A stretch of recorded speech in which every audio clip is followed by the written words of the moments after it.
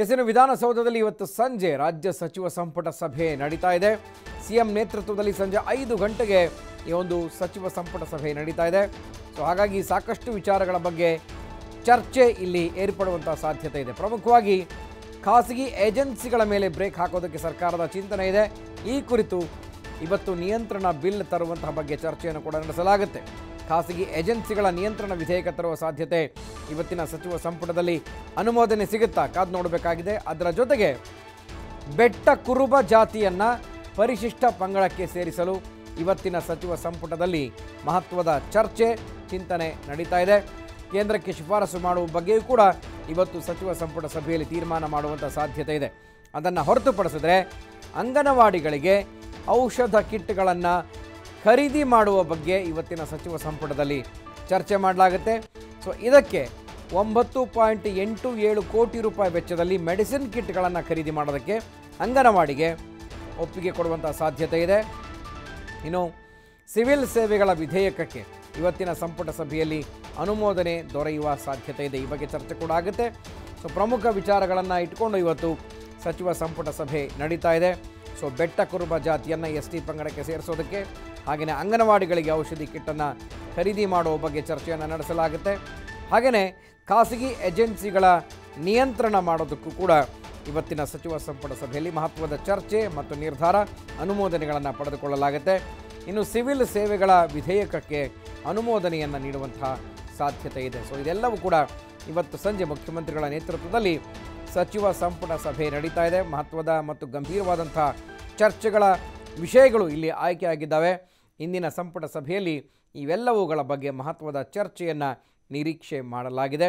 So ಯಾವ ರೀತಿ ಸಚಿವ ಸಂಪುಟ ಅನುಮೋದನೆ ನೀಡುತ್ತಾ ಅಥವಾ ಅದಕ್ಕೂ ಕೂಡ ಮಧ್ಯದಲ್ಲಿ ಬೇರೆ ಏನಾದರೂ ತೊಡಕುಗಳು ಎದುರಾಗುತ್ತಾ ಕಾದು ನೋಡಬೇಕಾಗಿದೆ. ಸೊ ಪ್ರಮುಖವಾಗಿ ಇವತ್ತಿನ ಸಚಿವ ಸಂಪುಟದಲ್ಲಿ ಬರುವಂಥ ವಿಷಯ ಖಾಸಗಿ ಏಜೆನ್ಸಿಗಳ ನಿಯಂತ್ರಣದ ಬಗ್ಗೆ ವಿಧೇಯಕ, ಅದರ ಜೊತೆಗೆ ಬೆಟ್ಟ ಕುರುಬ ಜಾತಿಯನ್ನು ST ಪಂಗಡಕ್ಕೆ ಸೇರಿಸೋದಕ್ಕೆ ಕೇಂದ್ರಕ್ಕೆ ಶಿಫಾರಸು ಮಾಡುವಂಥದ್ದು, ಹಾಗೆಯೇ ಇನ್ನು 9.87 ಕೋಟಿ ರೂಪಾಯಿ ವೆಚ್ಚದಲ್ಲಿ ಖರೀದಿ ಮಾಡೋದಕ್ಕೆ ಸಿದ್ಧವಾಗಿರುವಂಥ ಮೆಡಿಸಿನ್ ಕಿಟ್ಗಳನ್ನು ಅಂಗನವಾಡಿಗಳಿಗೆ ವಿತರಿಸೋದಕ್ಕೆ ಮೆಡಿಸಿನ್ ಕಿಟ್ಗಳನ್ನು ಖರೀದಿ ಮಾಡೋದ್ರ ಬಗ್ಗೆ ಚರ್ಚೆಯನ್ನು ನಡೆಸಲಾಗುತ್ತೆ.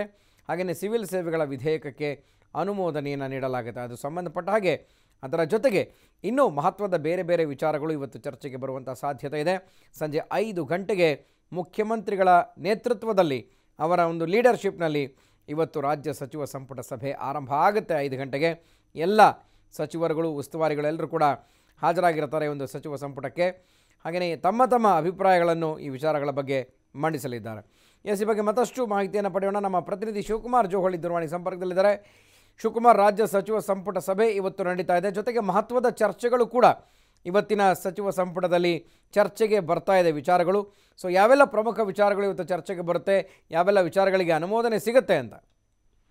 ಖಂಡಿತವಾಗ್ಲೂ ಗುರುಪ್ರಸಾದ್, ಇವತ್ತು ಸಂಜೆ 5 ಗಂಟೆಗೆ ವಿಧಾನಸೌಧದಲ್ಲಿ CM ಕುಮಾರಸ್ವಾಮಿ ಅವರ ನೇತೃತ್ವದಲ್ಲಿ ಸಂಪುಟ ಸಭೆ ನಡೆಯುತ್ತೆ. ಸಂಪುಟ ಸಭೆಯಲ್ಲಿ ಸಾಕಷ್ಟು ಮಹತ್ವದ ವಿಷಯಗಳ ಬಗ್ಗೆ ಚರ್ಚೆಯನ್ನ ನಡೆಸಿ ನಂತರ ತೀರ್ಮಾನವನ್ನು ಕೂಡ ತೆಗೆದುಕೊಳ್ಳಲಾಗತ್ತೆ. ಪ್ರಮುಖವಾಗಿ ಸಾಕಷ್ಟು ಸುದ್ದಿ ಏನ್ ಆಗ್ತಾ ಇತ್ತು ಆಂಬಿಡೆಂಟ್ ಪ್ರಕರಣದ ವಿಚಾರಣೆ. ಸೊ ಈ ಒಂದು ಇಂತಹ ಏಜೆನ್ಸಿಗಳ ಮೇಲೆ ನಿಯಂತ್ರಣವನ್ನ ತರಬೇಕು ಅನ್ನುವಂತಹ ನಿರ್ಧಾರವನ್ನ ಈಗಾಗಲೇ ಸರ್ಕಾರ ಕೂಡ ಮಾಡಿದೆ.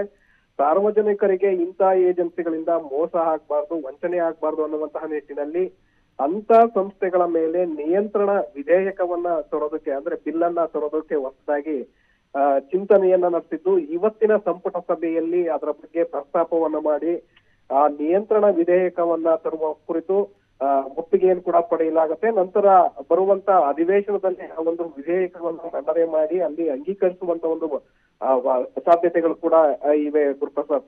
ನಂತರ ಏನು ಅಂಗನವಾಡಿಗಳಿಗೆ ಔಷಧ ಕಿಟ್ಗಳನ್ನ ಖರೀದಿ ಮಾಡುವ ಬಗ್ಗೆ ಕೂಡ ಇವತ್ತಿನ ಸಂಪುಟ ಸಭೆಯಲ್ಲಿ ಚರ್ಚೆಯನ್ನು ನಡೆಸಲಾಗುತ್ತೆ. 9.27 ಕೋಟಿ ವೆಚ್ಚದಲ್ಲಿ ಪ್ರಾಥಮಿಕ ಏನು ಔಷಧಿ ಕಿಟ್ಗಳನ್ನ ಖರೀದಿ ಮಾಡುವಂತ ಒಂದು ಚಿಂತನೆಯನ್ನು ಅಂದ್ರೆ ತೀರ್ಮಾನವನ್ನು ಕೂಡ ಇವತ್ತಿನ ಸಂಪುಟ ಸಭೆಯಲ್ಲಿ ತೆಗೆದುಕೊಳ್ಳಲಾಗುತ್ತೆ.